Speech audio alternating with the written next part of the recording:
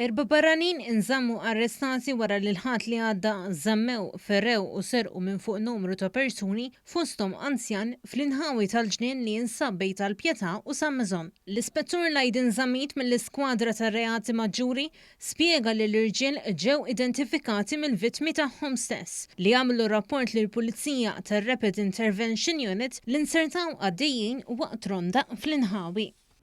Raġel ta' 60 sena minn Rendi baqa' jinżamm arrestat fuq akkużi ta' fastidju sesswali wara li allegatament tala pjaċiri sesswali mingħand żewġ ġirien subien ta' 13-il sena. L-akkużat li jismu ma jistax jixxandar fuq ordni tal-qorti ġie akkużat li jeddet, iffastidja u dejjaq liż-żewġ vittmi. L-Ispettur Roxanne Tabone qalet li wieħed mill-vittmi tkellem dwar il-każ fit-12 ta' Settembru. Ir-raġel allegatament għeddet lis-subien li se jpattilhom u li qatt mhux se jerġgħu jaraw id-dawl tax-xemx jekk jgħidu lil xi ħadd dwar l-abbuż. L-akkużat wieġeb mhux ħati għall-akkużi miġġuba kontrih.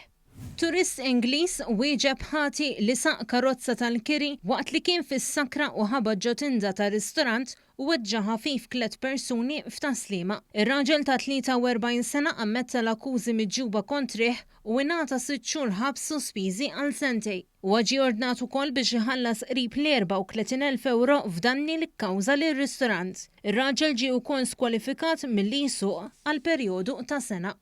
Żvediż ta' 17-il sena weħel 3 xhur ħabs sospiżi għal sena u weħel multa ta' 3,000 euro wara li t-tnejn filgħodu daħal fl-ajruport fis-Sakra u ma bdiex l-ordnijiet tal-uffiċjali tas-sigurtà wara li ma tħallix jitla' fuq titjira. L-Ispettur Silvio Magro li mexxa l-prosekuzzjoni spjega li l-Pulizija ġew majta mill-uffiċjali tas-sigurtà tal-ajruport wara li kien hemm raġel li ma tħallix jitla' fuq l-ajruplan.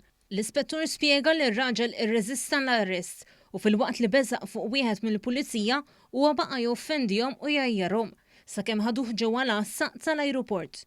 Wara l-arrest huwa ntieħed ukoll fil-Poliklinika tal-Furjana fejn hemm ukoll baqa' aggressiv fil-konfront tal-Pulizija.